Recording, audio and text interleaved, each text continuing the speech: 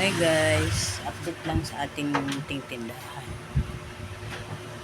Kailangan pag mayroon tayo tindahan, magising tayo ng maaga para hindi lumayo yung customer natin guys. Yan po para hindi pumunta sa iba. Kailangan gising mo mga alas 5 o 4:30 para paano mabenta tayo.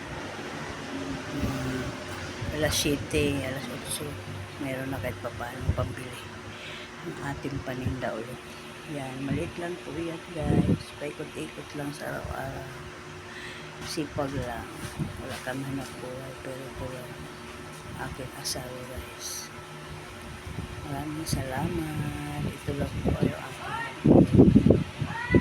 kailangan maging sipag lang, maliit lang guys, tsaga-tsaga lang tayo. Kapi-kapi lang, malakas ang kapi. Nagtitip lang kasi ako ng kapi. May nabili ng tip lang kapi. Sigarilyo, chichiria, sa labas.